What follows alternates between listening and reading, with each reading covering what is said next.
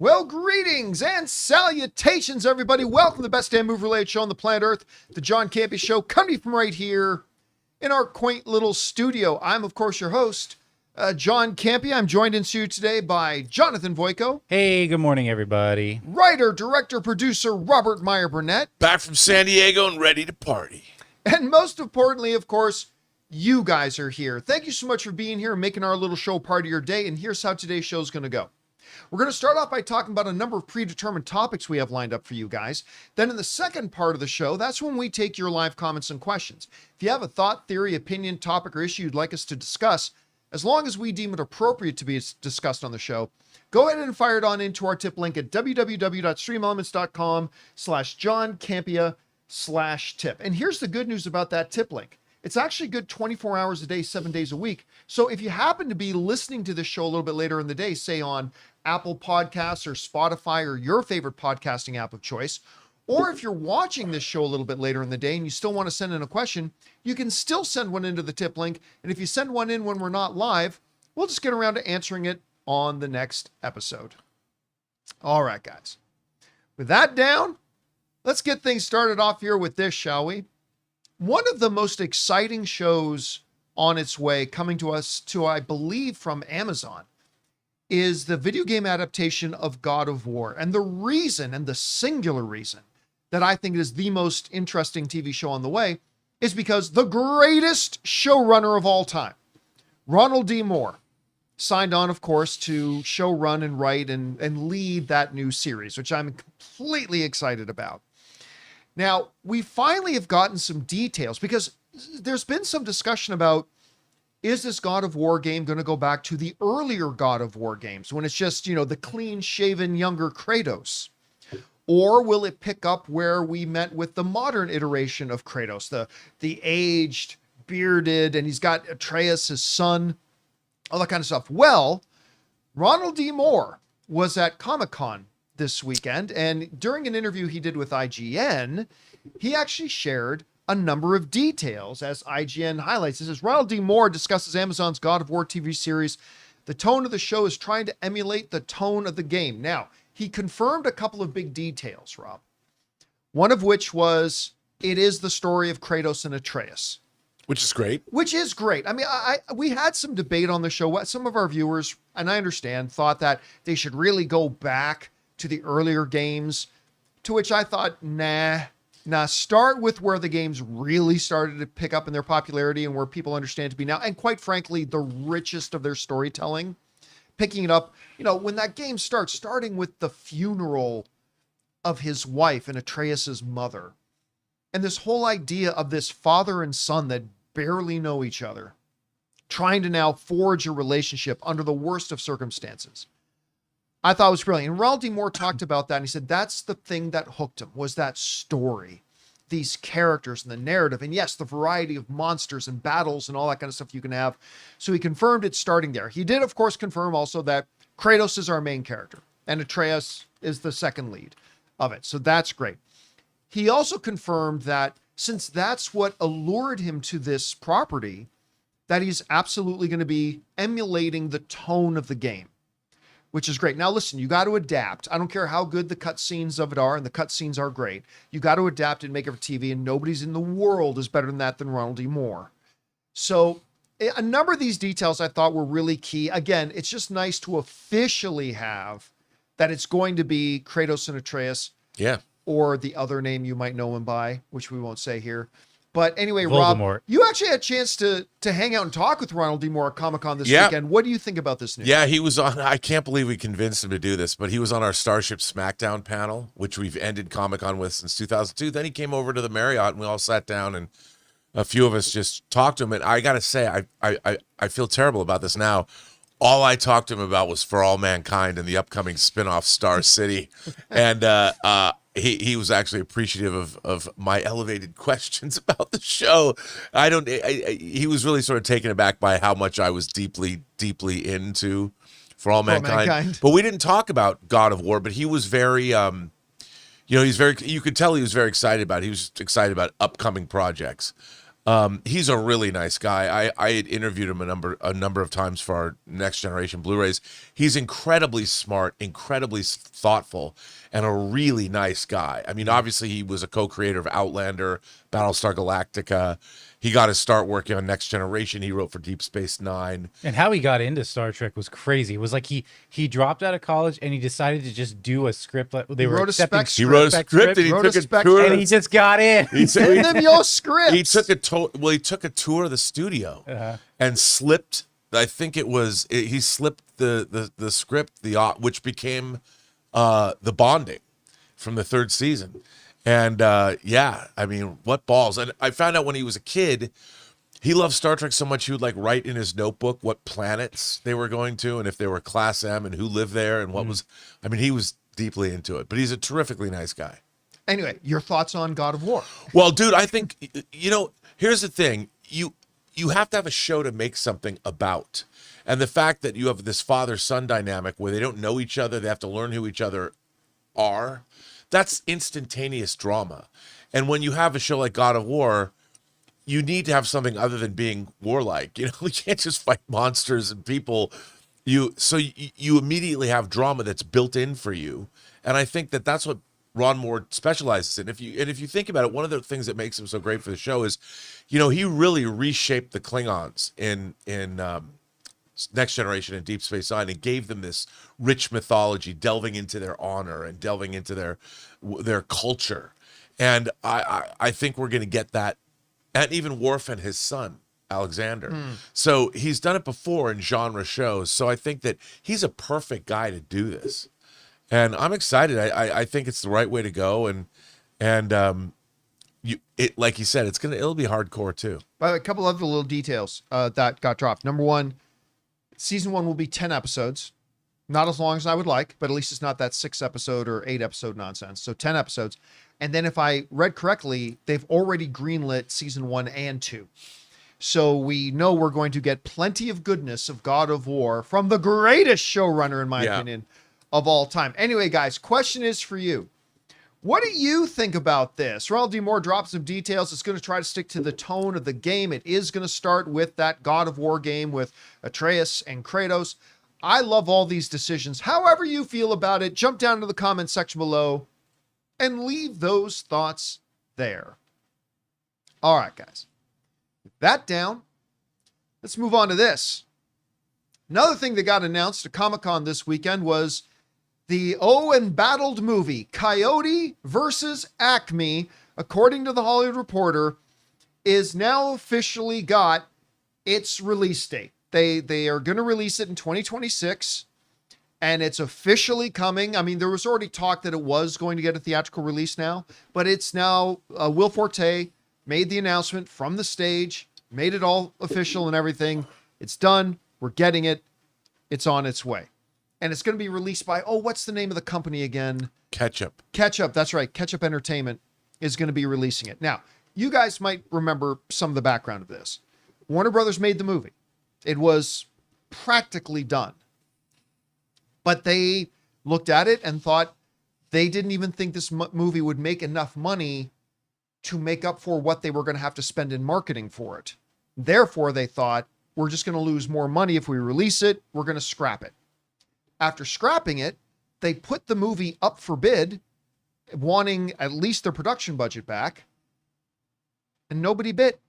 None of the other major studios bid. There were reports that Netflix showed interest, that Amazon showed interest, but at the end of the day, none of the other studios thought this movie could make any money either. Along came Ketchup, who I believe released the recent Daffy Duck blowing up the world movie. Yeah. What was it called? The day the world ended, the world exploded. Or the world blew up? The day the world blew. I'm just curious. Blew up. Something like that. I'm just curious. So that came out. Some people said they liked it. I never did see it. And worldwide, the movie made $15 million. 15 million, which is more than any movie I'll ever will make at the box office, just to be clear. But it is now coming, and it's going to come in 2026. Look, I'll be honest with you. Do I think anybody's going to go see this movie? No, I don't. The second thing I know is that I will, I think this movie. I've been giddy about this movie ever since they first said it. Well, then, John, why weren't you mad at the studio for scrapping it? Because I understood. I understood from a business point of view. I don't think this. Let's put it this way: Ketchup is going to put $5 million into the marketing of this movie. You know why? Because they know the movie's not going to make too much more than that, and that's fine. So, from a business point of view, I always understood why they weren't going to release it. From a fan point of view, I am absolutely giddy about this. I've been wanting to see this since the first day they announced that they were going to put it into production. I'm very excited about it. I don't think anybody's going to make any money, but I'm excited to see it nonetheless. Anyway, Rob, you heard about this. What are your thoughts on it? I have to say, this is based on an essay. I always forget if it's the New Yorker or the Atlantic or something. I think it was the New Yorker. A funny essay about, Coyote suing the Acme company because he never was able to bag the Roadrunner. And when I heard this movie was getting made, I'm like, oh, that's brilliant. And done Roger Rabbit style. And I saw the trailer. The trailer's great. And so, I mean, this movie looks great. Well, remember, Lord and Miller themselves saw the film. Yeah. And they said it was wonderful. Yeah, and I watch it and I'm like, I don't know, man. I think with the right ad campaign, this could be a big hit. Because I think it's kind of irresistible in its premise, and I think when you see it, the way they've really integrated the Looney Tunes footage, there's a lot of there's a lot of references to classic Looney Tunes cartoons. As like exhibits. I mean, yeah, it's all kinds of things. I mean, throughout the trailer, and then they pulled it down. I saw the trailer online. It got pulled down. Somebody filmed it at the panel. Well, they did put it up there. The one thing I love from it is, I guess Wile E. Coyote, finally sick of not being able to catch Roadrunner, sees an ad for a lawyer, and it's Will Forte. And in the ad, the lawyer goes, "Have you ever pulled the ripcord of your parachute only to have silverware come out? It's not your fault, and you may be entitled to compensation." It's like, okay, that all sounds great to me. So, dude, it looks great, and I hope the movie's great. I'm glad it got picked up because I never understood. I had to have thought that maybe David Zaslav just didn't get it, like didn't understand what it was like. What Coyote versus Acme? But every other studio passed on it. I know. It because wasn't they just wanted Warner a lot Brothers. though. That was the thing they wanted the production budget. Yeah. Which is understandable. And that's why everybody wants to point their fingers at Warner Brothers. But I said, well, now hold on. Every single other studio passed. None of them thought this was going to make money. And I also don't think it's going to make any money. I don't care how much you market it. I don't care how well you market it. I just don't think it's going to make $100 million. Right. Yeah. I hope it does. I will certainly contribute. I mean, it's got a high cause. concept. I think it looks good. I hope it makes all the money. Hey, listen, I hope so. I would love to be wrong about this, and I hope I like it as much as everybody else I hear liked it. Anyway, guys, question is for you. What do you think about this? The movie that everyone gave up on from the studio's point of view, not believing it's going to make any money, Coyote versus Ugly is officially Coyote versus Ugly. Coyote versus Acme, that's another story we're going to be talking about in a minute. Coyote versus Acme is officially coming to theaters. Are you planning on going to see it? How much do you think it's going to make? Remember, the last Looney Tunes thing in theaters made $8 million domestically and $3 million internationally for a grand total, after you add up auxiliary stuff, like $15 million in total. Is this one going to make much more? I don't know. I'm going to be there. Whatever you guys think, jump down to the comment section below and let us know your thoughts. All right, guys. With that down, let's move on to this, shall we? Project Hail Mary's coming next year. A thing that I was only aware of because Rob would talk about it all the time. From the same author who did The Martian, that later got turned into the movie with Matt Damon. Yeah. Same author then did Project Hail Mary. Andy Weir. Andy Weir, and people have loved that book. And then they showed us a trailer for it. And, well, really an extended piece of footage. They showed us a whole bunch at CinemaCon. And my jaw was on the floor. I absolutely loved what I saw. So much so that I got the audiobook. And I'm about an hour and 10 minutes into it. And I'm gripped. Yep. It's amazing so far. Yep. Told you. I can't believe how good this thing is so far. And I'm loving it. And somebody has already seen a couple of cuts of the movie. Andy Weir, the original writer, And he's saying some pretty good things about it. This coming to us from the folks over at Screen Rant, where they quote the author saying, "I've seen cuts of the film and it's really good, guys. It's really good." These guys, they're amazing directors, talking about Lord and Miller, who are directing this film. They're amazing directors. Everybody knows that. I couldn't be happier with the way things turned out.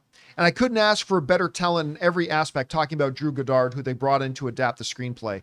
I couldn't ask for better talent in every aspect. We waited for Drew. We had to wait several months for him to finish the project that he was working on. That's how committed they were. They knew Drew's take on it was perfect. They waited for it, and then they got the movie they apparently wanted. Now, before you get tempted, as I do as well, to say, well, I mean, it's his book. Of course he's going to say good things about it. We have seen original authors trash talk stuff that's coming Stephen out. King. Yeah. Sorry, just clearing my throat.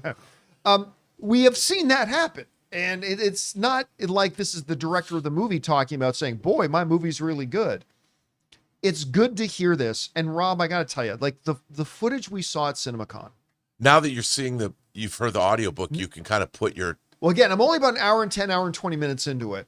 But now piecing that with the footage that I saw, you may not be far off that this could be a Best Picture contender already. I think so. This really, really could be a Best Picture contender.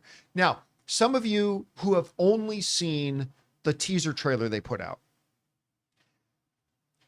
I don't know what to say other than they need to fire the trailer company they got to make that trailer, because they leaned only into the humor of it. And you've got to understand the footage that we saw, like all this stuff they showed us. Does it have humor? Absolutely. Does the book have humor? Absolutely. But it's juxtaposed against the direst of circumstances. High extinction level stakes.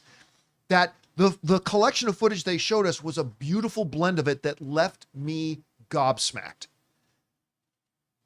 If you just watch the trailer, you think it's just a lighthearted little comedy about man in space. What am I doing here? Believe me, the footage they showed us is way more than that. And I'm starting to think, Rob, like I said, I'm starting to think you might be right. This may be an early best contender for Wait Best till Picture. you get to the end of the story. Oh, I can't wait. How does it end? Tell I'm us. not going to Yeah, tell tell you. us how it ends. Anyway, you're hearing Andy Weir's comments on this. What's your take? I didn't go to Hall H because I kind of, I know they showed scenes that they were incredibly well received. But everybody who's seen it, the footage and everything says the same thing, how great it is.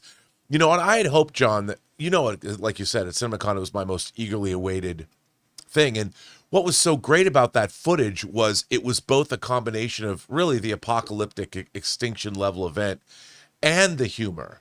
It's like in the face of the end of humanity, you have to take some kind of humor with you to get you through, or you're never gonna succeed. And the footage that we saw was the perfect blend of that.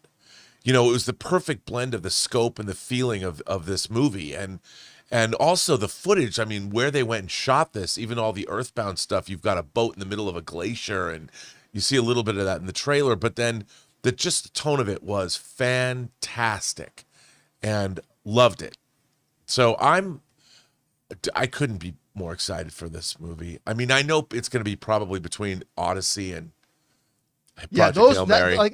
Remember, we're talking a year in advance. We're talking, we haven't seen any movies coming out in 2026, but unseen.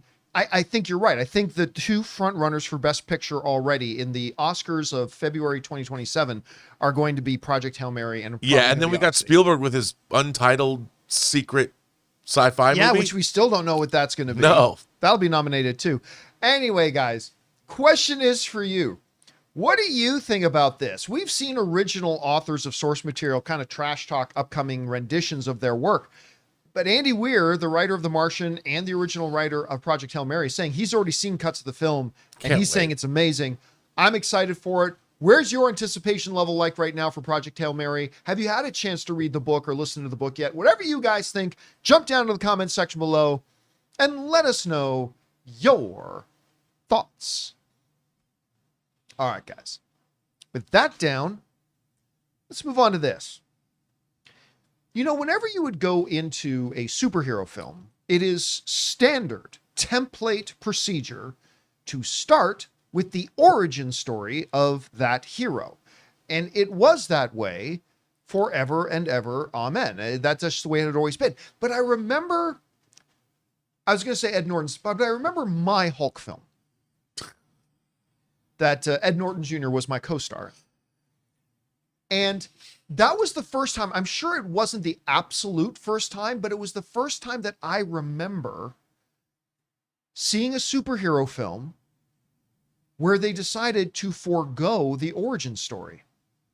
Just a quick little thing during the opening credits, like as newspaper clippings, whatever. And it's like, yeah, we all know Bruce Banner is the Hulk. We just had a different version of it a while ago. We all know this, so we could move forward. And I thought, that was really refreshing. They kind of did the same thing for Tom Holland's Spider-Man. We didn't go through and it's like, oh, I'm just a nerdy kid. Oh, I'm going to go to Oscar. Oh, no, a spider bit me. They forego all of that. And granted, he wasn't, full-blown Spider-Man yet, but he was basically Spider-Man already. They went past it recently. Superman realized we've had many, many versions of Superman. We don't need to replay the, baby born on Krypton. Krypton blew up. Ooh, baby spaceship came to Earth. We don't need to do that. And Fantastic Four just did it as well. Now, the folks over at IndieWire, one of my favorite online outlets, to be honest, they just wrote this article as saying the one thing Superman and Fantastic Four can agree on: origin stories are over. Summer's two biggest superhero films pick up long after their central figures have already taken up their respective mantles. They and the genre are better for it. And they went on to make a good case. And I'm not here to pick apart the article. I love this outlet. I think it's a really interesting article. You should go check it out and read it yourself. So, Rob, it got me thinking about the issue. Are we past origin stories? And I think it's one of those things where the real answer is yes and no. For example, I think for things like Shang-Chi, nobody knows Shang-Chi in the general movie-going public. Nobody knew Shang-Chi. And so we don't have 7 or 8 other iterations in our viewing past that we've already seen his story told. And therefore, for somebody like Shang-Chi, it was a great idea to actually have his origin story. Nobody knew who Ant-Man was in the general movie-going public. And even those who were familiar with his name didn't really know anything about him. We didn't have 20 iterations of him before. And therefore, starting Ant-Man with Paul Rudd, I felt it was appropriate to start off with an origin story. Tell us how he got to be how he is. So that's where I think, no, we're not done with origin stories. That being said, we are now entering into a new era, Rob, where when we get these superhero properties, we are often getting their second, third, fourth, and fifth, some cases, renditions of these properties, where a lot of people, even if they've never read a comic book in their life, already fully know the story of these characters. And we already know who they are. We already know where they come from. Do we really need to spend 20 to 25 precious minutes of our limited movie time recovering ground we already fully know and have seen done several times?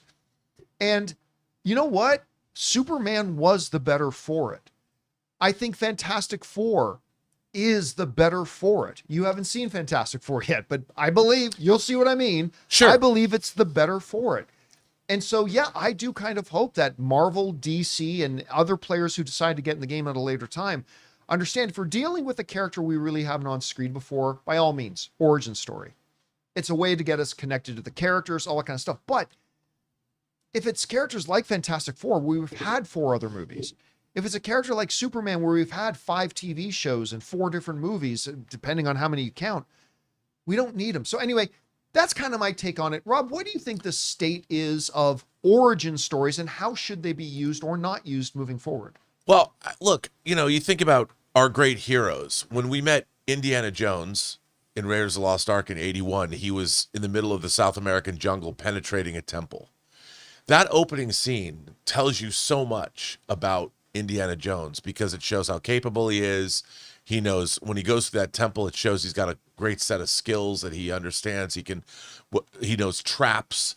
And then it's great because you think that he's going to just be able to take the idol, when Right. he transfers it with the sand, and then you realize he's fallible, and then it's so great. And he gets out of the temple, Sapito gets killed, and he rolls out just barely with his life after the rock could have rolled over the top of him. And there's Renee Belloc, in the linen suit and with the whole Jovitos. And once again, Dr. see- Jones, yeah, there's nothing you possess that I cannot take away. And what's so great about that was his origin in a way. Like we know that he's great at what he does, but he's also not infallible. But we learn about him on the job. And I think that that's better. I mean, an origin story traditionally, then you're not telling the main story when you're telling an origin, unless the origin is somehow related to the main story. Right. But I really believe James Bond, you didn't know his origin, and Dr. No, he sits down at a Baccarat table, James Bond, and lights a cigarette, and you're off to the races. I mean, I think we all know what superheroes are. We all know the various derivations of their origins. They got bit by a spider. Some ancient relic imbued them with powers. They came from an alien planet. In an Amazonian rainforest. You're in Paradise Island. Toxic waste got dumped on you. It doesn't matter. And I think jumping into these things is a great way. You put the audience right in the action, and then the audience has all these questions, and then you're leading them by those questions into the story. So I think it's a great way to do it. And Superman, and I mean, I know how Fantastic Four does begin and I think catching you up to speed. It's almost Right, like yeah. in last episode, we all know. And I think we don't need origin stories. And if you do, refer back to your origin story in the middle of the tale that you're telling. And figure out, well, let me tell you how this happened and why I got to get this guy. A great example of this, of what you're talking about, Batman Begins, Oh yeah. is a great example where his origin story is fundamental to the actual narrative and the plot of the rest of the movie because it's all connected. It's all one story, really. Yeah. And then look, like he goes off on a vision quest, and he goes up the mountain, gets the flower, and goes to the League of Shadows. I mean, all that's much more interesting. Drop you into the action. It's always better to drop people into the action of a story like this. All right, guys. Question is for you. What do you think about this? About the IndieWire has this great article about it, but it's an interesting conversation. Should we just start foregoing origin stories, or are there times and places where no, they really should be doing and establishing an origin story for the audience? And when is it better just to jump right into the midlife of a hero or whatever? Whatever you guys think about that, jump down to the comment section below and let us know your thoughts. All right, guys. Before we proceed with the rest of our main topics today, there's a whole bunch of other stuff that's been going on in the world of movie and TV news that we found interesting. So we put together for you guys a little news feed to get you all caught up. Here is today's movie news feed. A screen-used Stormtrooper helmet from Star Wars Episode 4 New Hope recently sold for, get this, $256,000 at an auction held at Comic-Con in San Diego.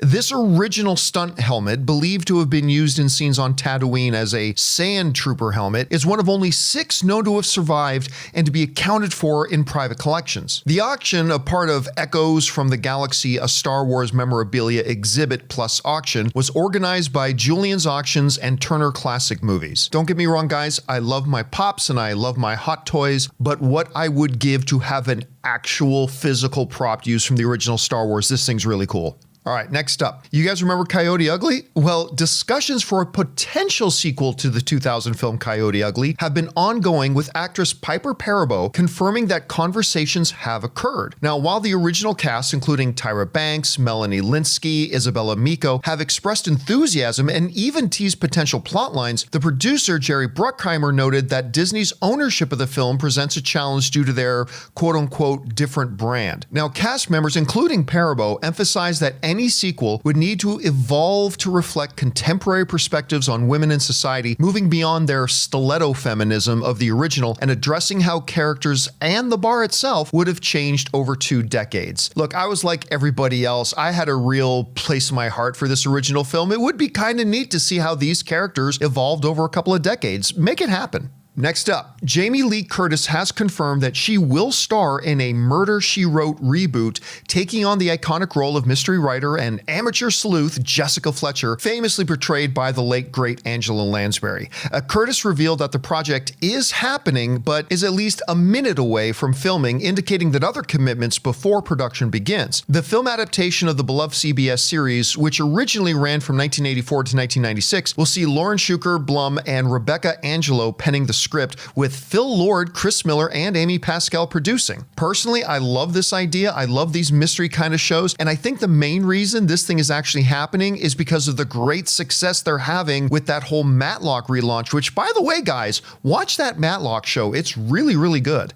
All right, moving to horror. A teaser trailer for the upcoming Max horror series Welcome to Derry, a prequel to Stephen King's It films, was unveiled back at CinemaCon, offering a first look at the show set in the fictional town of Derry, Maine, in the early 1960s. The series aims to delve deeper into the origins of Pennywise the Clown and the town's sinister history, with Stephen King himself providing input. Now, while that teaser was exclusive to CinemaCon, early descriptions highlight its atmospheric terror and connections to the established It universe. The series is expected to premiere in 2025. Look, I really loved the first It film, like a lot. I thought it was great. I wasn't so thrilled with the second one, and look, maybe this show will be great, and I hope that it is, but right now, the stuff I've seen for it doesn't look all that exciting.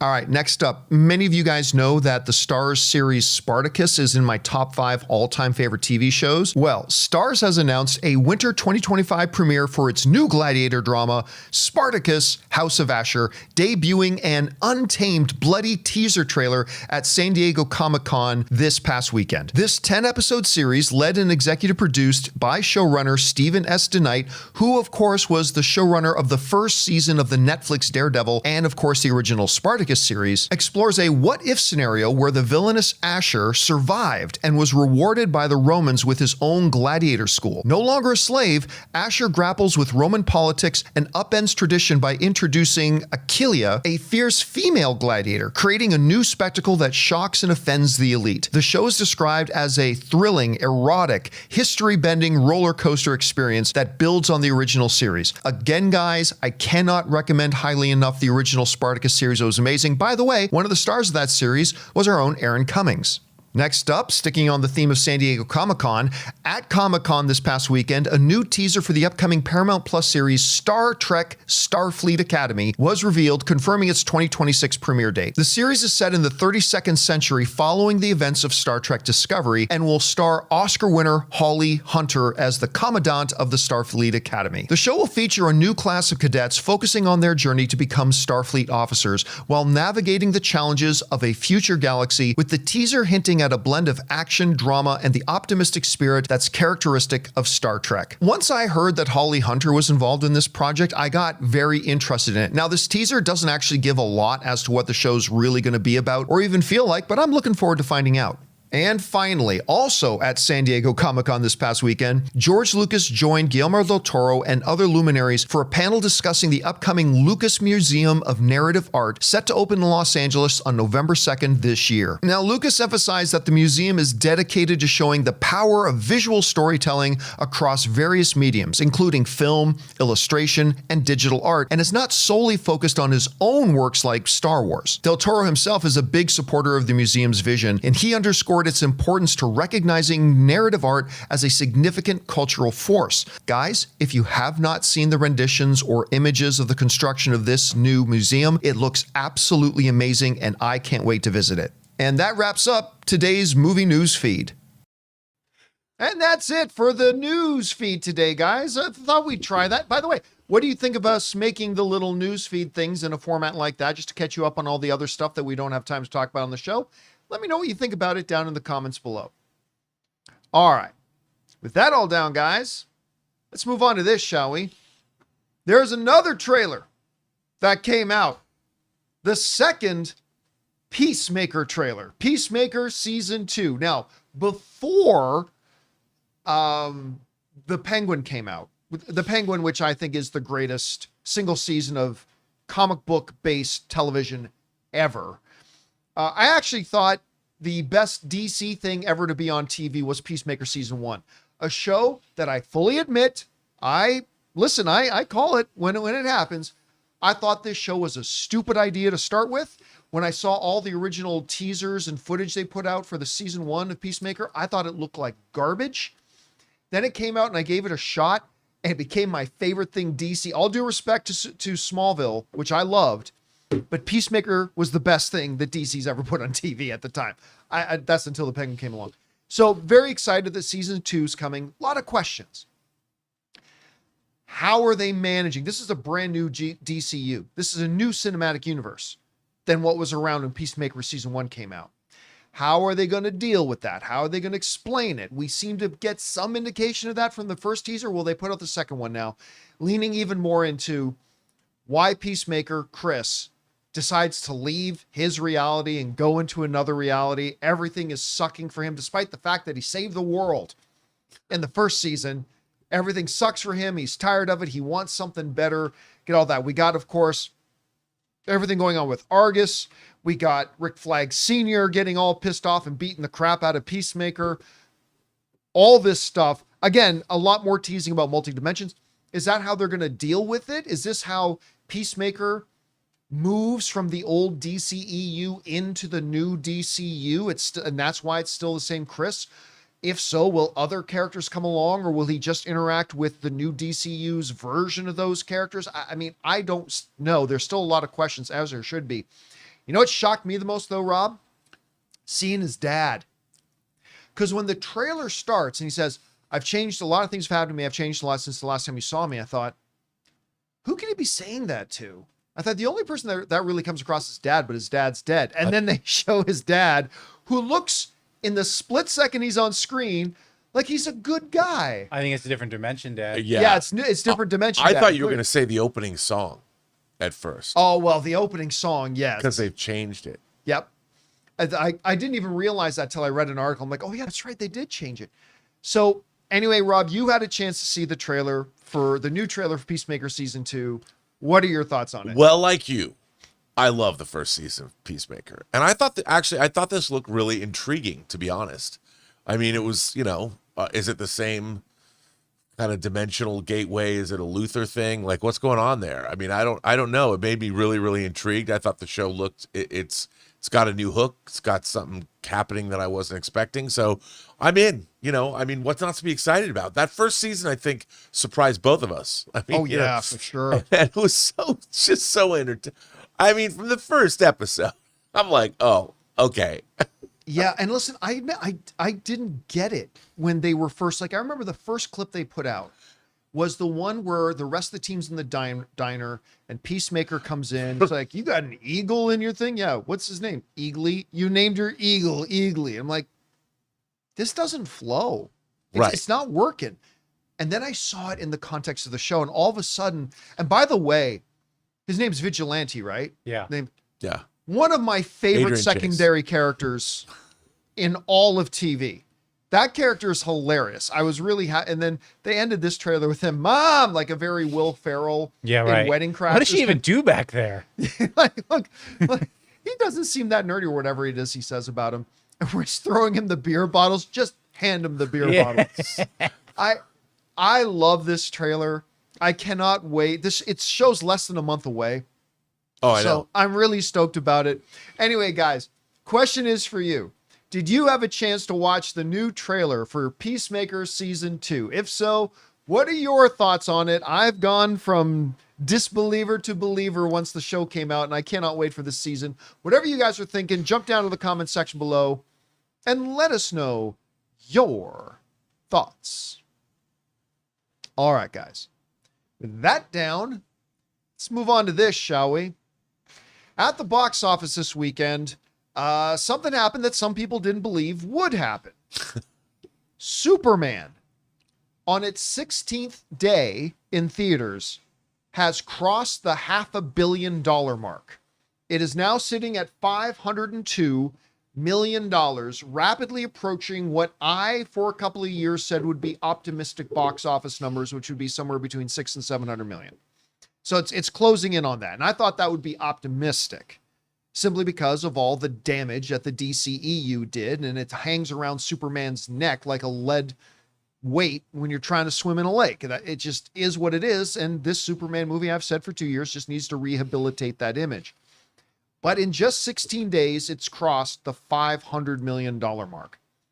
To put that into perspective, it's not the fastest film that James Gunn has ever had get to 500 million. For example, Guardians of the Galaxy 3, which went on to make over $800 million at the box office, made it in 11 days, I believe. So you can probably kind of give some kind of trajectory at that. What's even more important, as we step into the Campea classroom, is the notion of, does this movie make money? I've had some doubts. Like, I thought it was possible it could become profitable, but I've had my doubts that it could even break even. And I've said for 2 years, it doesn't really matter if it makes money or not, because they're looking at this long term. Does this movie come out and win the audience over so that the future DCU can continue to grow and make money? And that's the important thing. But a lot of people didn't believe it could break even. There are two different trains of thought out there when it comes to what is the formula for figuring out what a break-even point is for any movie. The real answer is that every film is different. There's no exact formula, but there are general principles. The one commonly accepted one is the idea of production cost times 2.5. In this case, production cost is 220 million. So multiply that by 2.5 and you get the above answer at 550 million is the break-even point for this movie. Now, that is not, I believe, the most accurate formula. The formula I believe is the most accurate, and this is what I learned in my days working at AMC theaters with the actual exhibitor who would often talk about this stuff. It's not far off, but here's the basic gist. The formula I always do is production plus marketing multiplied by 1.5. That's the formula that I believe is the more accurate. Production cost plus marketing, multiply that total by 1.5. In the case of Superman, we're talking about 220 million plus, we've talked about a lot of different what the marketing numbers could be. Some people go as low as about 90 million. Some people go as high as 200 million. What I've recently been told is that the actual production or marketing cost for Superman was right around $150 million, which is ridiculously expensive. I thought it might have been more, but they're telling me that's what it is. Okay, so we'll go with 150 million. So it would be that added together, which of course would equal $370 million. So you multiply that by 1.5, and forgive me as I pull out my calculator to do the things, but 370 million multiplied by 1.5 equals a very different $555 million break-even point. That's okay. So whichever formula you use, whether you use the one most people do, which is the P times 2.5, or whether you use what I believe is the slightly more accurate one, which is P plus M multiplied by 1.5, generally consensus now is that Superman needs to make around 550 to 555. Let's go even more expensive. Let's say 570 for argument's sake on the top end. It now looks like Superman is going to be profitable. I've said for a long time it doesn't even need to be, as long as it's a great movie and is good and wins the audience over, which it did. But it looks like it's still going to cross that threshold anyway and maybe get up to what I thought was the optimistic number of $600 to $700 million. Anyway, Rob, 16 days in theater, Superman does cross the $500 million mark. It looks like it's closing in on the actual profitability thing, something I doubted. But what's your takeaway from this? Well, I would like to add, I think your math is sound. I think somebody tweeted out, because there's still this online war between factions of people talking about whether or not James Gunn's, the Snyder Bros are talking about what are we called? Gun crazies, whatever it is we're called. And like there's two, but somebody pointed out, this guy, Entertainment Biz, posted an interesting article back from June 2013. And here's the article. Man of Steel almost recoups its budget before it's even released. And it makes the point that commercial deals for Man of Steel mean that it's already made $170 million. Something no one is talking about. I worked on this for Warner Brothers with Superman Returns. they make, whenever you see like any product, you go to Dairy Queen right now, Superman's all over it. Those companies pay the studio to do a co-branding deal with the movie. I'm willing to bet that Superman, those co-branding deals, has brought in, if not 100 million, like this article said, 170 million, maybe $200 million or more, or more to the studio. These are co-branding. This is profit that nobody's talking about, but it happens with big movies like this. And Superman has, I saw an ad for a Superman branded knife for your kitchen. That's $800. Oh my God. And it's a special, and by the way, I want one. You But said that like you were a Kirk, Shatner's Kirk. like $800 million. You would not believe. But okay, that's just one co-branding deal. So the studio has unbelievable amounts of these marketing tie-ins that is bringing in the money that we don't even realize. So there's all these people talking about whether it's going to be profitable or not. Well, I point you to that Yahoo article from the date I said that showed that Man of Steel had 170 million.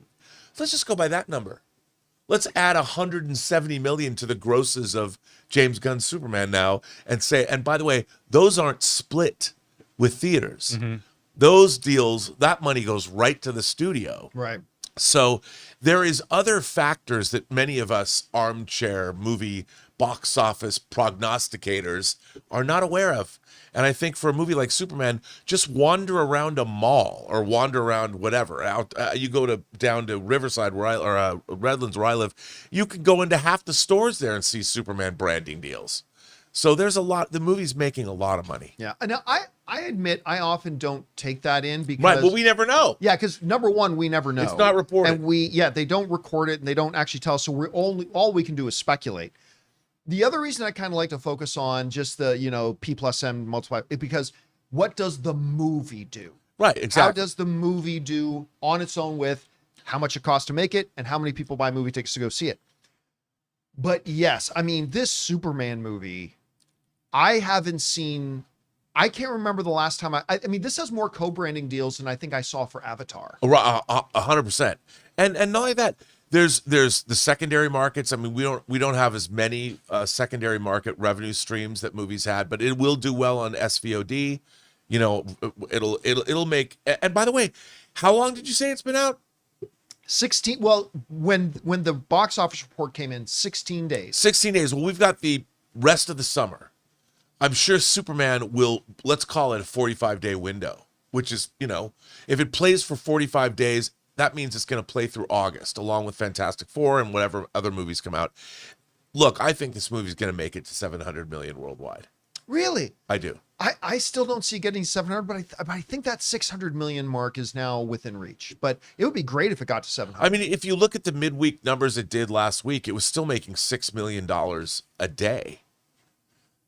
From Monday through Friday. So if it made, let's just go conservatively. If it made $4 million during the week, it's going to add 20 million to its coffers domestically. Well, that's just domestically. Yeah. Yeah.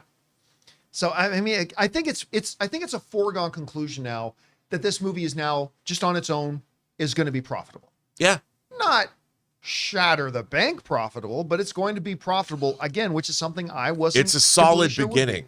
Yes, for a brand new cinematic universe that's trying to dig itself out of the grave that the DCU put it in. And yes, well, you forget Supergirl's done. Yep. They can't let Lanterns has been paid for. They consider Peacemaker season 2 part of this. So this is just the beginning of it's not just the budget of this movie, it's the budget of multiple TV series and multiple movies that count toward these coffers. So you can't just look at this as one movie and compare and contrast, because this product was designed as part of a package of other products where the money's also already been spent. So, all right, guys, question is for you. What do you think about this? Superman has passed the $500 million mark in the pace of 16 days, which means it is going to cross that threshold. Whichever mathematical formula you choose to use, it's going to cross the threshold of profitability, something that I never thought it needed to do, and quite frankly, I had my doubts that it would, but it looks like it will. How high do you think it can go?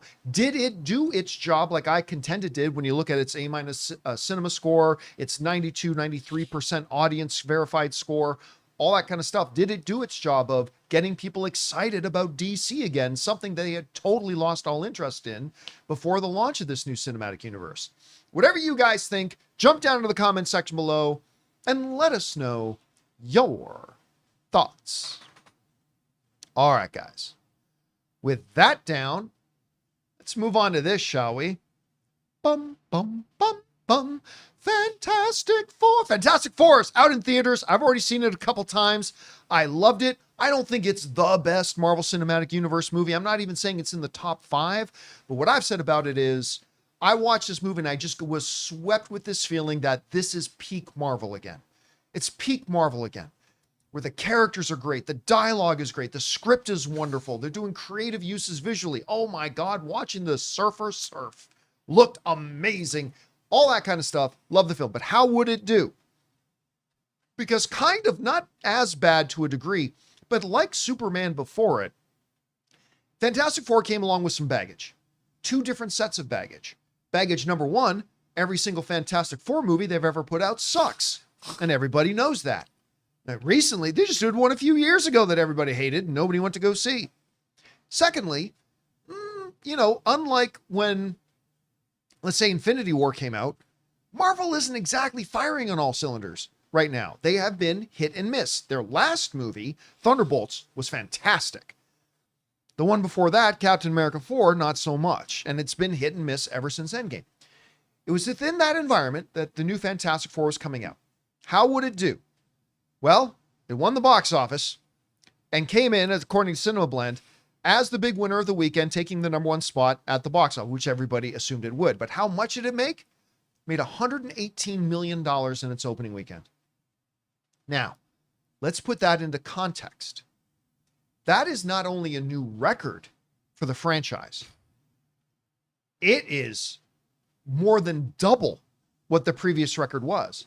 As we look at the history of Fantastic Four films, the first one, well, not counting the Corman one, the 2005 one with Jessica Alba made $56 million in its opening weekend. Fantastic Four 2, Rise of the Silver Surfer, such not a good movie, made $58 million on its opening weekend.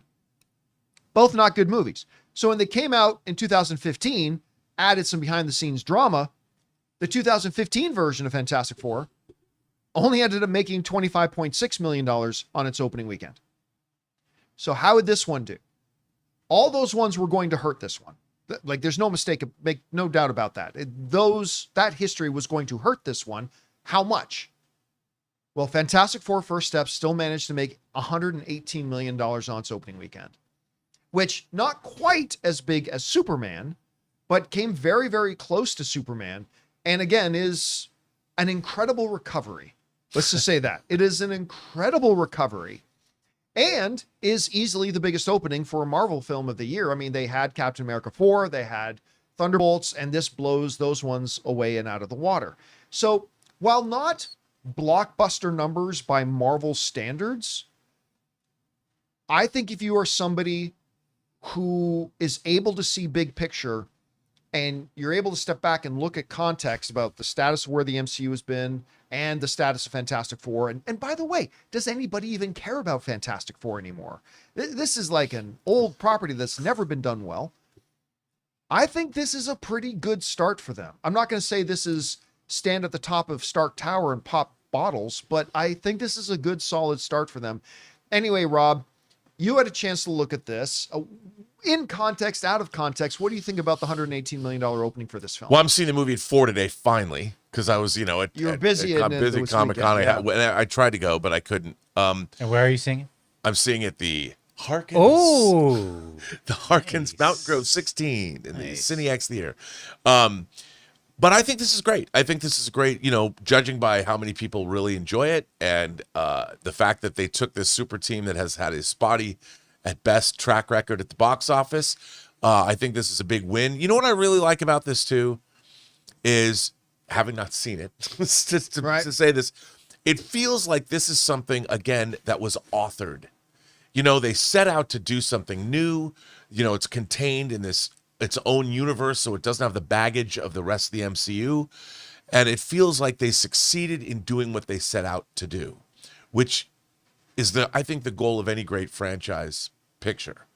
And you loved it. I loved it. Yeah. And everyone I've talked to loved it. And they delivered. They knew the assignment. Everybody involved delivered. They had Shackman direct it coming off of WandaVision for Marvel.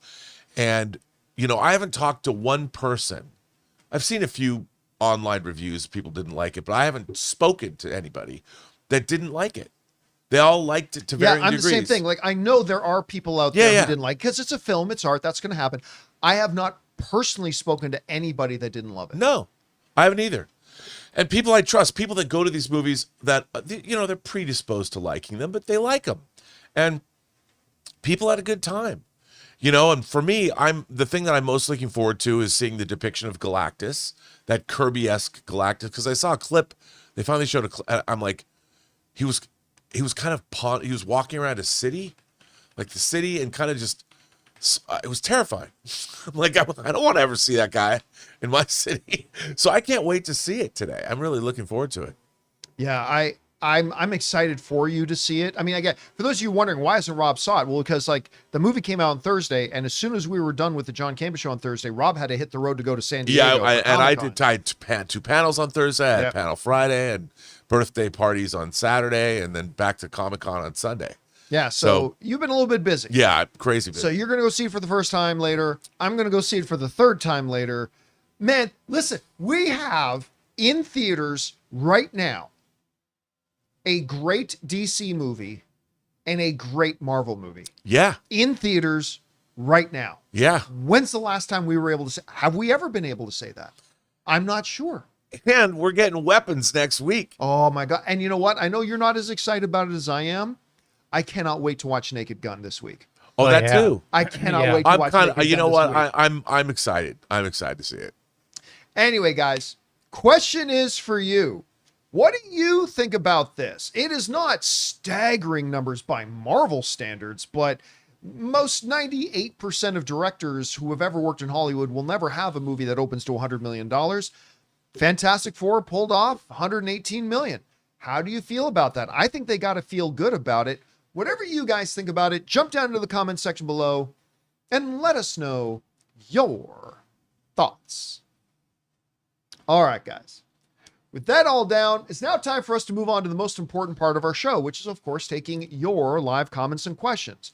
Before we do, though, we're going to bid good day to writer, director, producer Robert Meyer Burnett, who now begins his epic journey to go and see Fantastic Four. Rob, I hope you enjoy it, man. I can't wait. I'll be back tomorrow to tell you everything I thought. And great job as always. That was fun. All right, guys. With that all down, let's get on to your questions here, shall we? Jonathan, what do we got up first? All right. First up, we got Philly Sports Guy come to San Diego for the first time next June for the NASCAR street race on the Navy base there. Any advice for a newbie in the area? Traveled up and down the East Coast, but this time, first time out to the West. I'm no travel guy. But San Diego is so beautiful. I mean, there's so much to do there. You can't go wrong. I would just stay in San Diego. Yeah. Again, I am no travel guide, but San Diego is a beautiful, beautiful city. Yeah. Like, honestly, Ann and I, at time, we never got close to pulling the trigger on it, but there have been times that Ann and I have had conversations about maybe moving to San Diego. The weather is always perfect. Like, it doesn't have the extreme heats that you'll get in LA sometimes and all that kind of stuff. The food scene is fantastic there. The culture scene is really great there. Visit Balboa Park for sure. They got like 20 something museums in Balboa Park. So visit that. Go walk by the convention center, walk up and down the shore there. Look at go visit the aircraft carrier. Dude, there's so much to do there. I think you're going to have a really good time. All right, what's next? All right, we got Blaine. How you doing, Melvin? Hey, John and crew from Scotland. Oh, thank you. Been listening to the show for just about 3 years, and I tune in every morning. To me, it's like having a catch up with some old friends, and I wouldn't have it any other way. Bring on the filthy. Have a great day. Aw, thank you so much for that, man. And listen, from the day that I created the format of Movie Talk, the goal was to make it feel, because this is the way me and my friends talk about movies, to make it feel like a bunch of friends hanging around the water cooler talking up, like, and very much like sports talk radio. And I've always wanted to make movie talk Sports Center for movie fans, right? That was always kind of my North Star, if you will. And it's not for everybody, but I wanted to make a show that I would watch and that I would listen to. And I love the ability to do that. And I love that we have our live viewers that I'm constantly looking to and that educate me. And every time I do the show and every time I listen back to the show, I feel like I'm just hanging out with a bunch of friends talking about one of our favorite things, which is movie and TV shows. So thank you for that, man. And thank you for being a viewer all the way from Scotland. Appreciate that, man. All right, what's next? Simon said, I'm sorry I've not sent a question in for a while. No need to apologize for that. I lost my mom a couple of months ago. It's been I'm hard. sorry to hear about that, man. Yeah, it's been hard, but I'm getting there. I've been going to a talk group, and it's really helping me. That's wonderful. I mean, it's very healthy. What you're doing is the right thing. Yes. And honestly, something I should probably do. I am like you. I lost my mom a couple of months ago. And the good and the bad thing, I think for me, is both good and bad. Maybe it's good and bad. Is that I am separated from my family. My family's up in Canada. And so I am not constantly reminded of my mom by being around my siblings or my cousins or my dad, right? At the same time, it means I'm not really dealing with it.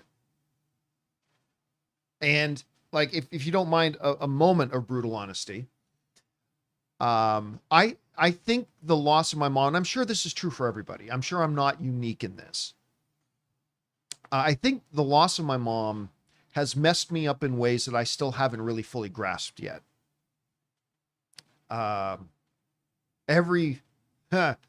Everybody has a very special relationship with their moms and unique, and mine was as well. And I remember I was just talking to my dad, and Ann and I took this really cool picture.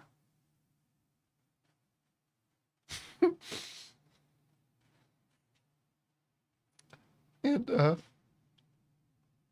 I was telling my dad, talking on the phone with him,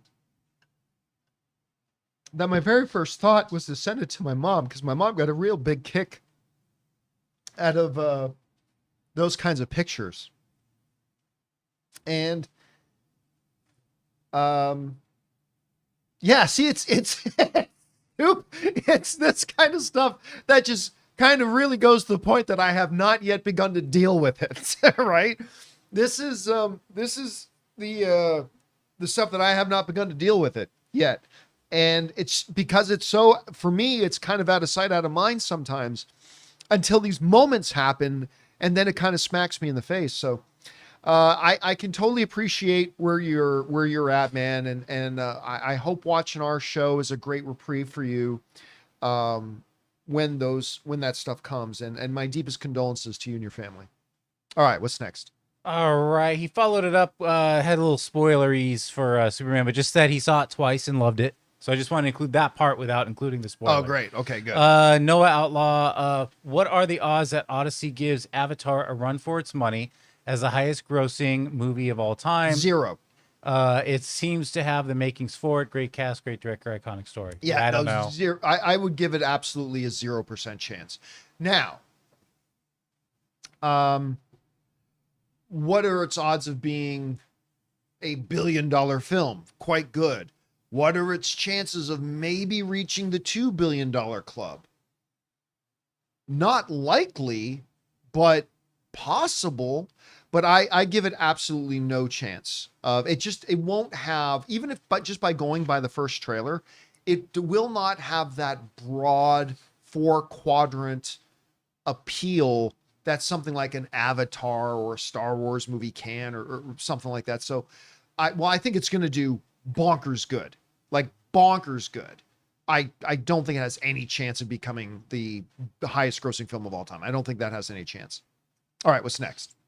Let's see. We got Jay Mickle. Hi, I'm in Gaylord, Michigan, and my wife's family and their local movie theater, not AMC, etc. The big chains called Gaylord Cinema West. Got to theater at 6:45 for a F4 7 p.m. showing. And they were showing trailers and local ads before the movie. Movie started at 7, so 15 minutes. Wow. I mean, that's the way it should be, right? That's the way it should be. So wait a second, they advertised it for what start time? 7. And then it started at Let's see. Got to the theater. Yeah, 7 p.m. showing, started at 7. wow. They got there at 6:45 and trailers were going. So listen, in an ideal world, that's how it should be. If a movie starts at 7, if you got trailers and commercials you want to play, you play them before the show time. So yeah, the start So time that the is movie starts at 7. Yeah. And you show trailers and commercials in the pre-show leading up to it. That's the ideal way it should be. So I applaud that theater chain for doing. I hope the bigger guys learn something from it. All right, what's next? Jake with a $20 tip. Hey John, I'm late, but on Thursday I went into the earliest showtime, which was Superman, and they sold me the Galactus popcorn bucket early, but the manager said that he's here all the time. He can be the first buyer. So I saw Superman with the Galactus. Oh, that's cool. You know, we talked. That's cool. So because you're a regular. Yeah, I think that's awesome. That's awesome. We talked on our part 1 of our Fantastic Four open spoiler discussion last night about that popcorn bucket. I love that popcorn bucket, but I don't think there's any way I'm getting it. Not because I don't love it, but Jonathan, I cannot justify to myself spending $80 Ooh.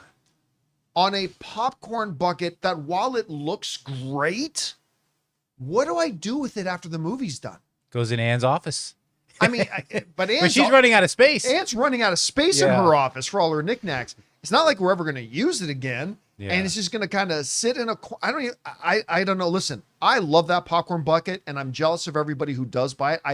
I just couldn't convince myself to spend $80 on it though. I just couldn't do it.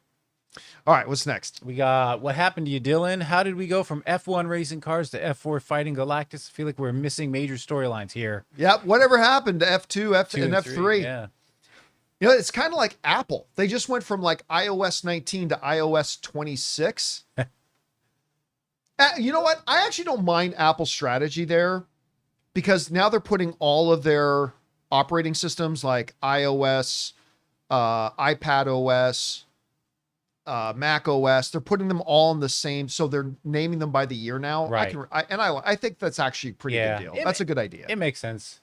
All right, what's next? Rico, hey John, long-time listener from Ireland. Just wondering if do you guys use the U.S. Do you guys in the U.S. face the same Fire Stick IPTV issues that we have here? With the cost of all the platforms plus cinema, can you blame folks for looking elsewhere to watch everything we love? Man, I haven't used a Fire Stick in a minute. Yeah, but it's not just Fire Stick. Yeah. A lot of these Google Chrome TV devices now. And you can literally shamelessly buy them on like Amazon. You can buy these boxes for like $150, $200, and they will come preloaded with like everything you need to pirate anything. Now, I do not endorse that at all. John Schnepp made me very, very sensitive about the issue of piracy and all. But yeah, I mean, it's everywhere. Now, there's dangers that come along with that. There are I'm not just talking legal dangers. Yeah, I'm talking about like actual system and software dangers and all. But at any rate, yeah, that stuff's everywhere, dude. It's everywhere. All right, what's next? I got to read this one to make sure there's no spoilers, so I'm going to move ahead a little bit. Okay. Brett, hey, John, been a long time fan since your reviews of the first 3 Transformers movies.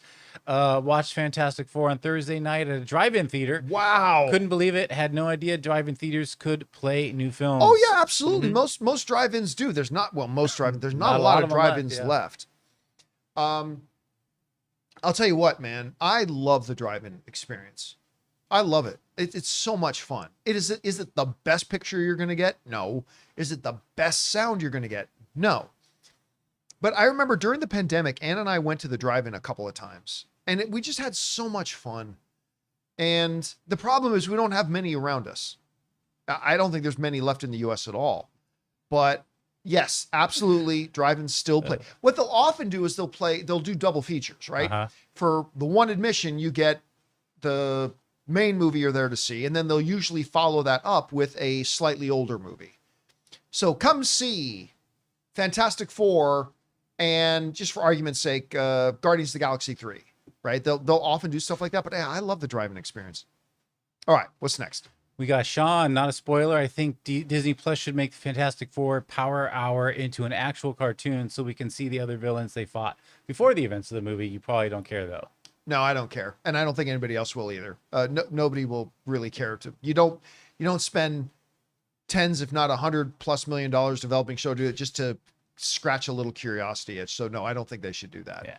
If they want to do like little, like, I don't even know, like little teasers in front of things on, 2-minute little teaser things here and there for fun, because they had drop them as shorts on Disney Plus or something, but not a series. That was it's very dated for a reason. We're not gonna like it. I like your idea.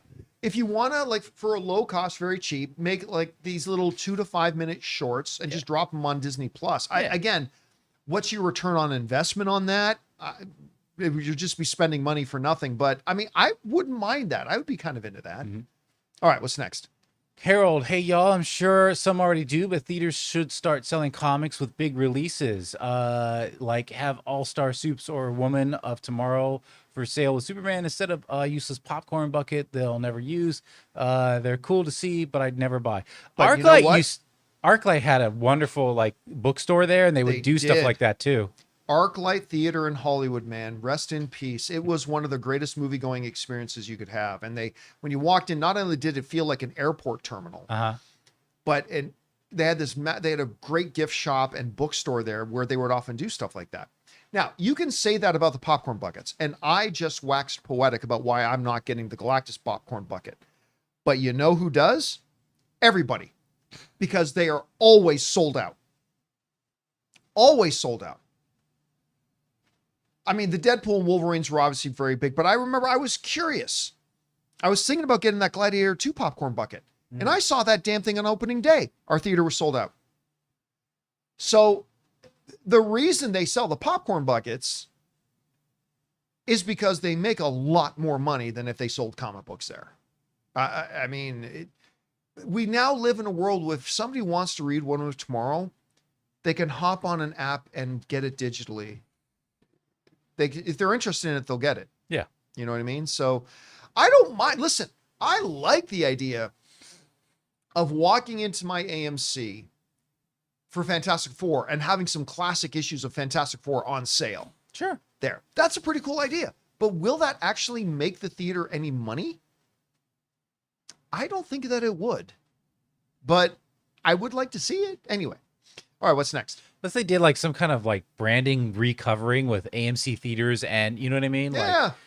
But Anonymous says, decided to catch a Sunday matinee to see Superman again with my brother. And while in a small theater, I was shocked that it's in its third weekend. Every seat was filled except for the front row. Fun to have a packed theater in a weekend 3 for a film. Well, yeah. I mean, let me bring it up here. But for its third weekend with Fantastic Four out in theaters, like, for its third weekend, and another big major comic book film, so going after the exact same demographic, Superman made $25 million domestically this weekend. In its third weekend with another brand new opening major comic book film. That's pretty good. Yep. That's pretty good. Anyway. All right, what's next? Kareem, we've got some milestones here. Movie and TV milestone anniversaries this month, up to 30 years. So 2020, 5 years ago, Peacock streaming service. It's 2015. Happy anniversary to the cock. That's right. 10 years ago, Terminator Genisys, Minions, Ant-Man, Southpaw, Mission Impossible Rogue Nation, which may be my favorite still. Dragon Ball Super... Then 2010, 15 years ago, The Last Airbender movie, Despicable Me 1, Inception, Salt, Batman Under the Red Hood, and Master Chef. In 2005, going back 20 years, Fantastic Four. We're just talking about that. That was 20 years ago. Oh my God. Charlie and the Chocolate Factory, Wedding Crashers, Hustle and Flow, Sky High. Then 25 years ago, going back to 2000, Scary Movie 1, X-Men 1, Big Brother. And then going back to 1995, 30 years ago, I just watched Clueless for that anniversary. And you know what's the stupidest thing about Clueless is? Huh. Paul Rudd doesn't look that different. He still doesn't look that different. That's the crazy thing about it. Clueless and Waterworld. Also, here's a future topic if y'all want. What are the most important superhero movies? My personal choices by release date would be Superman 78, and then Batman 89. Well, that for marketing that was massive. Blade, X-Men, Spider-Man, The Incredibles, Iron Man, Dark Knight, The Avengers, Man of Steel, Guardians, Deadpool. I think Guardians is important, and especially important for DC now. Deadpool, Logan, Wonder Woman, Black Panther, and then Into the Spider-Verse for animation. I'd agree. Avengers Endgame and Joker. Well, Yeah, I don't know if a lot of those I would count as being important. There were some of those that stood out. Yeah, but, many of them are great, but I don't know ultimately that important. I mean, Wonder Woman was great, but Yeah, but it not didn't important. do anything to help the DCEU. I mean, it still died and didn't really do anything for it. That being said, here's the thing. Do me a favor, guys. If you want to write in and talk about anniversaries, don't do it by year. Do it by like in the same month or the same week. That's where I'm more interested in those. Like this week marks the anniversary of this, and this, rather than the entire full year, because we could do that every day. The one that gets me, though, from that list is Wedding Crashers. Wedding Crashers is turning 20. yeah. Man, I still think that is a top 5 best comedy ever for me, is Wedding Crashers. Like, oh, I mean, let me think about this. My favorite comedies of all time. Number 1 is 40-Year-Old Virgin. I still think that's the best comedy ever made.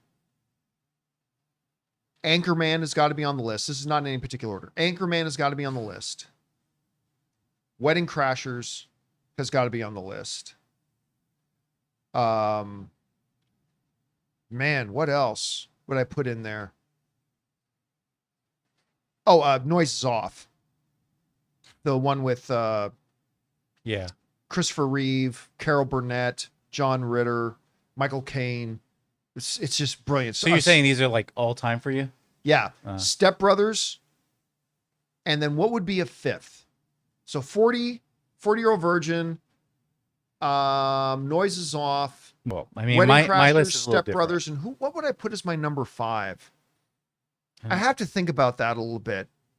But yeah, like that movie made me laugh so hard, Wedding Crashers. And you know what? It's 20 years old and it still stands up. Still stands up. Anyway, all right, what's next? All right. Anonymous, I wish I could send my movie-going experience to you guys in the U.S. The theater in my city just got refurbished.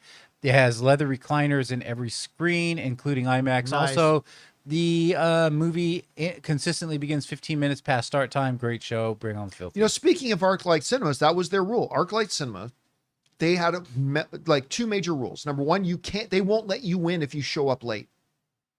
I always like that. But number 2, they had a rule. 3 trailers, then the movie. So if the movie starts at 7, boom, they'll play 3 trailers, then the movie. I love that. By the way, somebody else just wrote in last night, Jonathan, to talk to me about this, that they have an IMAX theater that actually has recliners. We don't have that here. Interesting. Like I either go, if I want recliners, I got to go to something else, like primarily the AMC Dolby Prime. And that's great, but I would love to go to an IMAX screen with actual leather recliners. That would be baller. I would love that. All right, what's next? All right. Lex Monkeys Are Real says, really enjoyed the new Jurassic Park. Well, 71% of the audience did.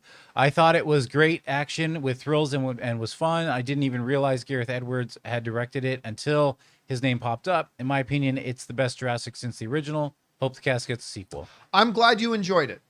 I thought it was quite bad. Now, there are moments I loved. The dinosaur shark whale sequence in the water, loved it. The T-Rex with the floating raft, while there were a couple of odd things they did in there, I still thought it was thrilling and great. There were moments in the movie I thought were really good. And I was cheering for this film. I thought it looked great, but I have to admit, I was pretty disappointed with the film. I thought it was badly put together. Not the worst of the Jurassic Park movies by any stretch, but I walked out kind of disappointed with it myself. But I'm glad you enjoyed it. That's the important thing. All right, what's next? Downey Doom says, what time is it? It's clobbering time. Fantastic Four was way better than I expected. Love the story and chemistry between the cast. Is it me or could Joseph Quinn pass for a 20-something RDJ? I think Listen, everybody said watching Stranger Things. Yeah. Like, if you told me they genetically cloned Robert Downey Jr., a younger version of him, and put him in Stranger Things, I would have said, yeah, I buy that. Yeah, that, because this kid looks, and his natural mannerisms are kind of like Robert Downey Jr.'s as well. And then they put him in this movie, and I don't think he was intending to do this, because this is just Joseph Quinn's natural personality. But he comes off as a Tony Stark variant in the Fantastic Four universe in many ways. A little bit. There's a lot that reminds me of, I've thought that from the first time I saw him in Stranger Things. So yeah, I'm with you on that. All right, what's next? Blake says, wow, what a summer for movies. Saw Fantastic Four and finally saw F1. You know, there was an 8:30 in the morning screening yesterday morning in the AMC's, their XL. So they're not their premium, but their largest screen they have that's not an IMAX. Almost went, and I ended up drinking coffee and playing Civ. This past weekend, we've never really seen a landscape where DC has their act together and Marvel has all their characters simultaneously. Could be a fun few years. You were just mentioning that. How have we actually seen peak of both at the same time? Or, I mean, it's amazing. It is amazing that we've got both of these. Again, I would have to sit down and look at release dates and all that kind of stuff, but I honestly cannot remember the last time we had a great DC movie and a great Marvel movie in theaters at the same time. I don't recall. By the way, you're bringing up F1. yeah, cross 500. It opened 2 weeks. Bring this up. Uh-huh. It opened 2 weeks before Superman, so it's been in theater a few weeks longer. But it also crossed that 500 million mark. But I do want to point out, this is what we all predicted. It made the lion's share of its money internationally. Yeah, right. Because F1 is huge. Domestically, F1's not as big domestic and all that kind of stuff. But we just like turning left here. the sport of F1 is huge globally, and we thought it would really make its bank globally. And sure enough, you look at those numbers. So yeah, this week, not only did Superman join the 500 million club, but F1 did as well, which I'm glad, because I really liked that movie. I thought it was really quite good. All right, what's next? Sci-fi extremists, what are your thoughts on people online who equate box office as the only measurement of success? We kind of talked about that. Last I checked, the term cult classic wasn't made because those movies made a ton of money. In 50 years, I'd rather look back on movies I enjoyed versus which made money. Well, as a business, though, you want to make money. Yeah, if you're talking about the term success, there are two variations of it. One is from a standalone point of view. Box office is never, there are some implications to quality with box office success, but generally speaking, box office does not automatically equal quality, or lack of box office certainly doesn't mean lack of quality either. But was the film successful? Any business venture, the success is determined by, did you make more money than you spent? That is the term of success in business, and this is the movie business. The exception to that, and it's not even exception, but it's a bigger picture perspective, is when you're dealing with something like cinematic universes, that can change. So I've said for 2 years, and we'll just stick with the situation of Superman. If you're not myopic or small-minded and can only see this much in front of you, you understood for the last 2 years that the Superman's measure for success was going to be different because they needed to rebuild the image. They're trying to build a successful cinematic universe. Therefore, what they really needed, and I've said this for 2 years, what they really need for this Superman movie is for it to win over the critics and win over the audience. The critics and the audience that the DCEU lost badly. Can they win it back? Because Warner Brothers is not just looking at Superman as one standalone isolated project. They're looking at the DCU as a whole and what they need to accomplish. So I've said for 2 years that the measure of success for Superman is not going to be whether it makes money or loses money. That's kind of irrelevant. What is going to be important to them is, does it start that work of regaining the audience, which it clearly has? Because that will automatically mean Supergirl, listen, today, let's say Supergirl was going to make, in a vacuum, Supergirl would have made $300 million. Well, now because of this Superman, that Supergirl movie will make $450 million. Or if it was going to make $500 million in a vacuum, it's now going to make $700 million. You see what I mean? And so on and so forth. That becomes exponential. So in many ways, those people are right. The measure of success in its most basic and literal form is how much does it make compared to how much it costs to do. But there are exceptions. You know, movies that are part of shared cinematic universes, movies that in the long term become cult classic. For example, Wizard of Oz, box office flop. Jonathan, did you know that? Yep. Wizard of Oz was a box office flop. Ask me how much money Wizard of Oz has made overall over the past 70 years.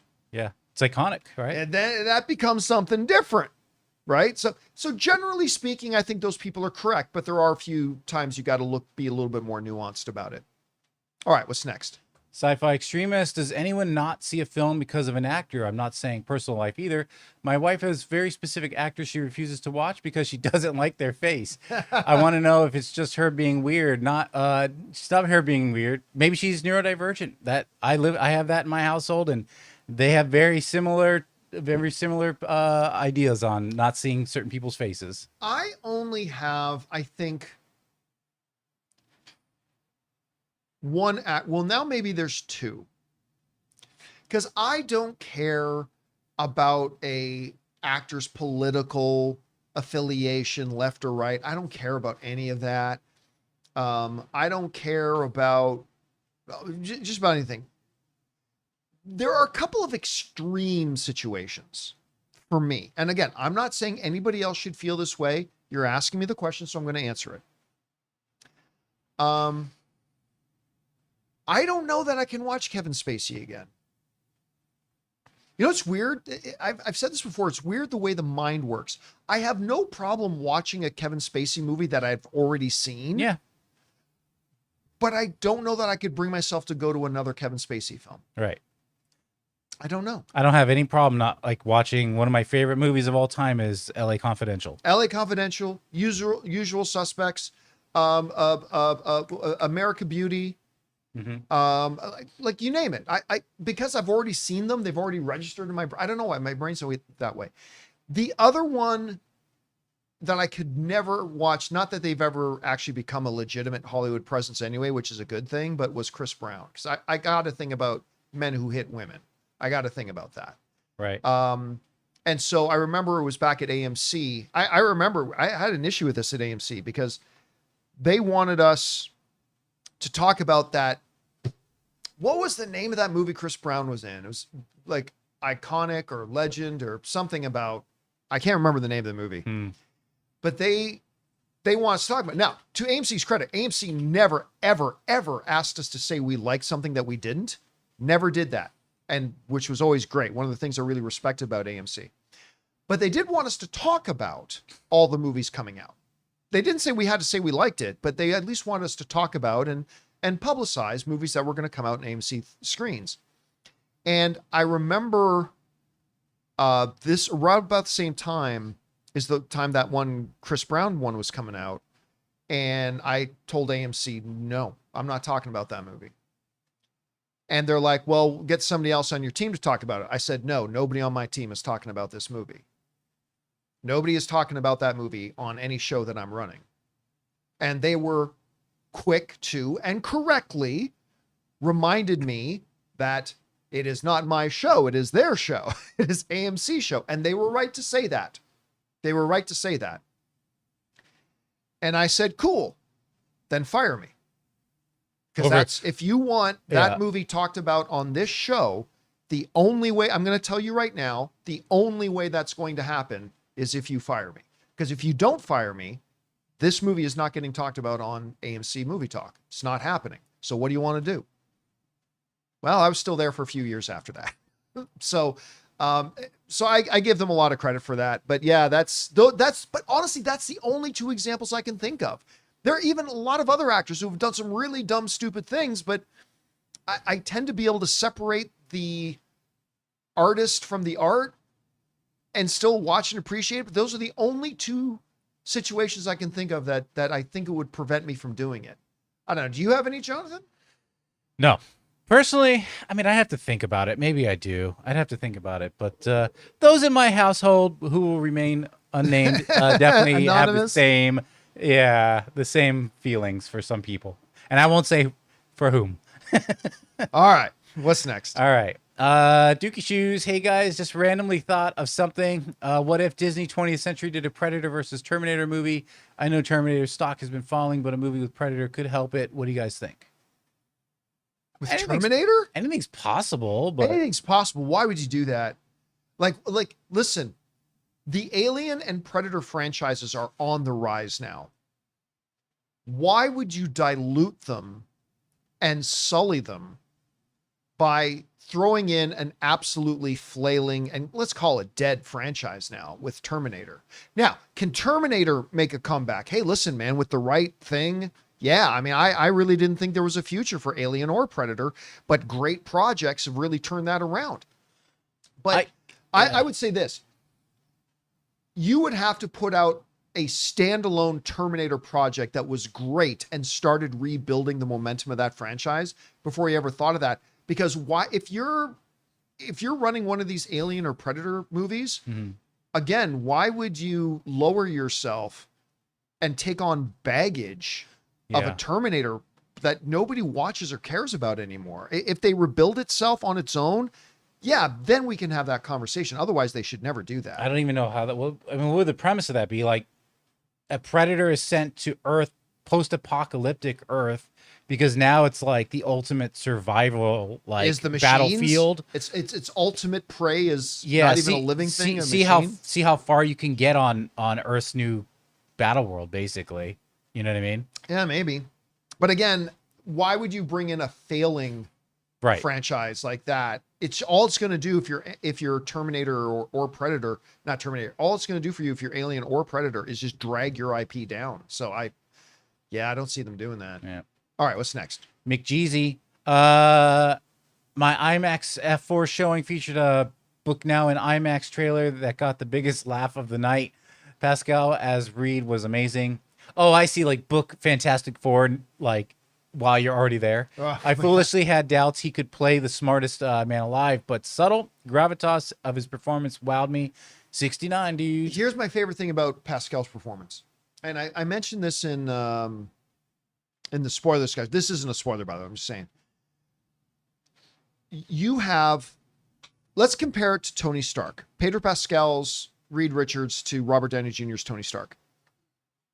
Both of these characters are supposed to be among the most brilliant minds in the world. In the case of Reed Richards, he is the smartest man on his planet. Tony Stark was close.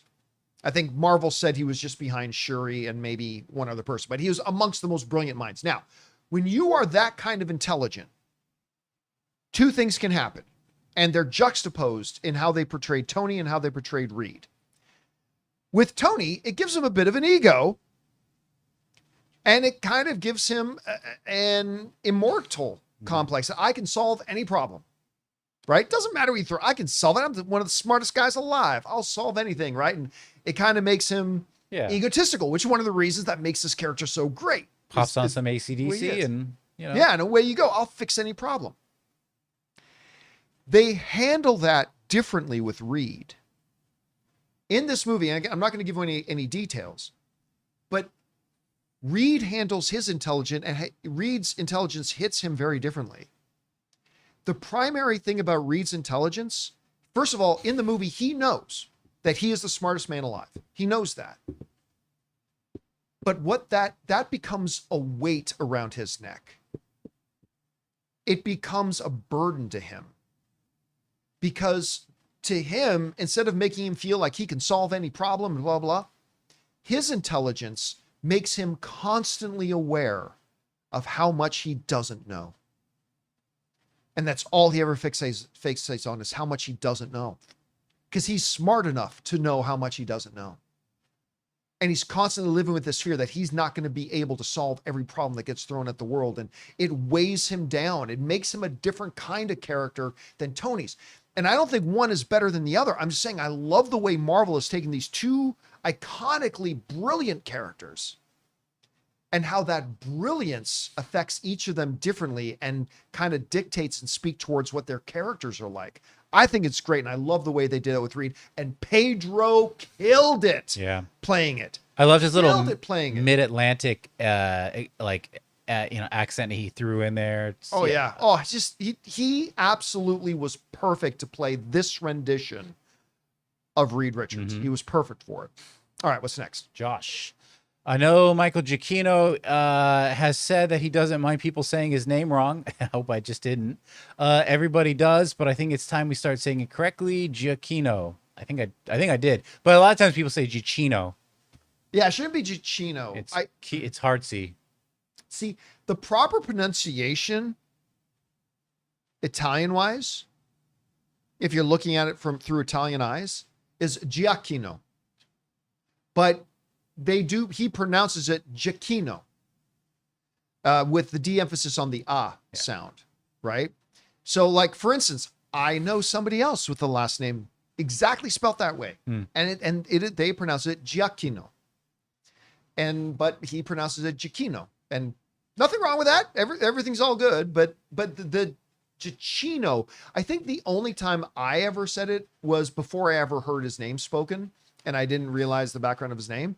But yeah, I've always said Giacchino because I know somebody with that last name. Yeah. But it is Giacchino, the way I believe Jonathan said it. Yeah, I believe in Italian, then the double C is a hard C, the single C is a ch. So, all right, what's next? Curious Chris watched both Superman and Fantastic Four last night. Nice. Really enjoyed Superman, but absolutely loved F4.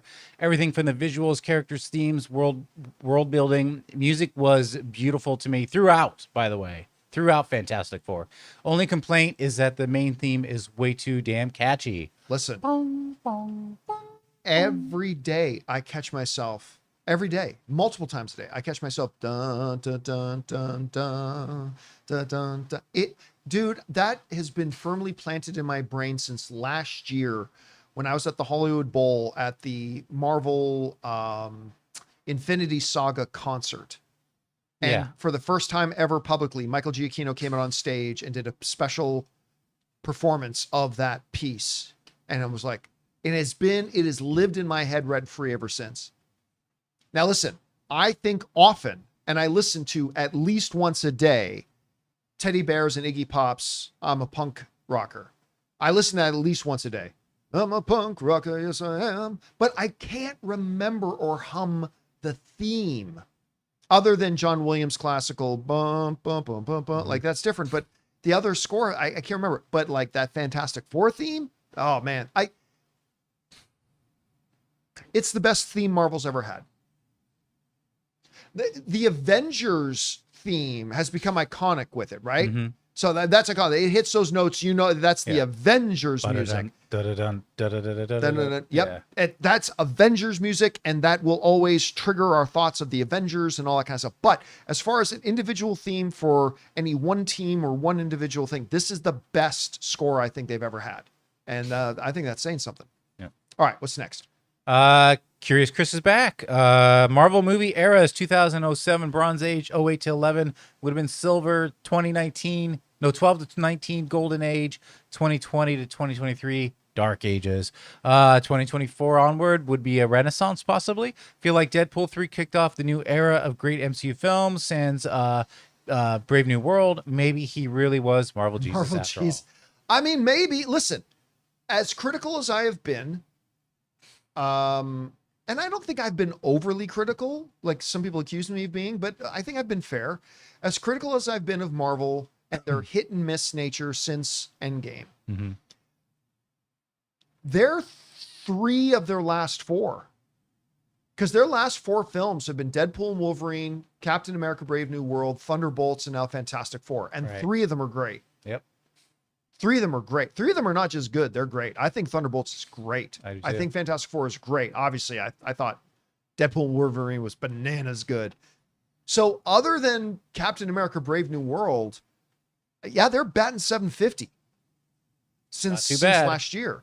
So let's see how, Spider-Man and Doomsday are.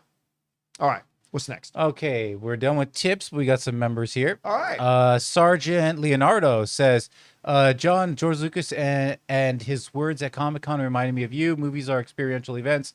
We either escape reality or bond with friends and or family. Yeah, and listen, that to me is the most gospel truth about movies and why they're so great. And then he said something weird. He was like, we don't have superhero fatigue. We have mediocre fatigue. It's really weird. Again, they're all freaking copying me. James Gunn, we are on to you, man. Yeah, like that's the thing. I often get asked over the year, even though I don't consider myself a film critic, I do film criticism, but I don't count myself as a true film critic. But, people will often ask me over the years, it's like, when you do film criticism, what's your approach to it? And how do you evaluate a film? Do you evaluate on this and this and this and this? And do you evaluate it on this artistic aspect? And I always say this, and this isn't the cool answer, but it's just the truth. Movies are experiential events. And I always gauge my enjoyment of a film and my reaction to a film by, did it deliver me that experience? And again, every movie aims to deliver a different kind of experience. Some try to deliver a fear experience. Some try to deliver thrills. Some try to deliver emotion. Some try to deliver sadness. Some try to deliver introspection. Some try to deliver laughs. Some try to deliver excitement. Whatever it is. Like, it's like a big theme park. Every different ride will give you a different kind of experience. The question for me is, does it deliver a compelling experience when I walk out? Like, I walk out of Life is Beautiful. Oh my God, I'm a mess. And I've had that experience. Like, I've been on an emotional ride. When I walk out of Deadpool and Wolverine, it delivered an amazing experience. And for me, I always just rate it on that level. I always grade about how effectively did it take me on that ride and deliver me a meaningful and impactful experience, whatever kind of experience they were trying to deliver to me. And for me, that's always been the bar of whether a film succeeds or not, at least for me personally. I'm not saying anybody else needs to evaluate it that way. That's always just been me. All right, what's next? All right. Fun fact, Smurfs crossed 69 million worldwide. I'm shocked. I really am. Let me just bring this up. And I bet most of that is massively worldwide. I was massively international. Almost 70% of it. So if we bring it up here, yeah, double it. It's made 22.7 million domestically. It's made 46 million worldwide, which I mean is more than it deserves.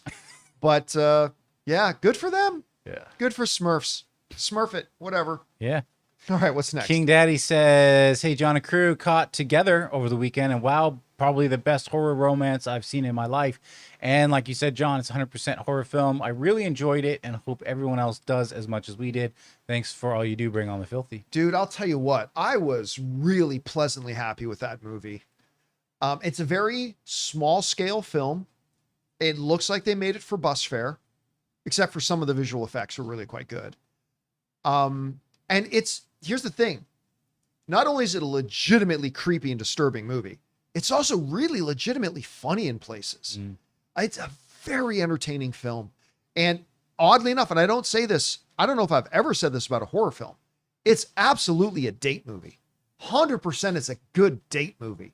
So yeah, if you haven't had a chance to go check it out, when you do, go see Together. It's a really good little film. I'm not going to say it's going to be top 5 of the year, but it's a really solid, very entertaining little film. Check it out when you get a chance. It's weird though. Box office, it's Mojo. It's not. It It's wasn't not out yet. Yeah, It's but it's not out not even like on domestically their yet. calendar. That's Yeah, a weird thing. No, you know what? You're right. It's not even on their release calendar, but it opens this week. Yeah. All right, last question of the day. We got Joe Howland. Hey, John and crew. Hope your day's going well. Did you see that Superman had a better opening weekend than Fantastic Four? And did you get a chance to go to the exhibits? He didn't go to SDCC. Yeah. The Alien Earth and Predator Badlands one as well. Thanks, bring on the filthy. Yeah, I didn't go to Comic-Con this year. not a lot there was compelling to me this year, and we had a busy weekend, so we didn't go to Comic-Con this year. Yeah. And yeah, listen, I knew Superman and Fantastic Four would open relatively close to each other. Like 7 million. Yeah, 7 million separating them. And and Superman also had the advantage of that Wednesday night. Tuesday Tuesday that night. Tuesday that's right. AM or Amazon special screening Right. that accounted for 2.8 million. Yeah, almost 3. So it still finished ahead, but I knew they'd be close to each other. So I think very good for both of them. And again, the fact that we have right now, as a film fan, that we have a great DC movie and a great Marvel movie in theaters at the same time. This is just a big win for us. Yeah. This is a win for movie fans. I just love it. Anyway, guys, that'll do it for today's installment of the John Campea Show. Thank you so much for being here and making our little show part of your day. Big special thank you to all you guys who sent in the questions. Number one, because you gave us great fun things to talk about. But number two, you supported our channel as you did it. And all of us involved with the show, thank you guys so very much for your support. Hey guys, don't forget to come on back and join us again tomorrow. Make sure you click the thumbs up button. Every YouTube video says that, but guys, it really does help our channel a lot. Click the thumbs up button, leave a comment down below, and we'll see you again, of course, tomorrow. Big thanks to Robert Meyer Burnett, our technical producer, Jonathan Voico. See you guys later. My name's John Campea, and until next time, my friends, bye-bye.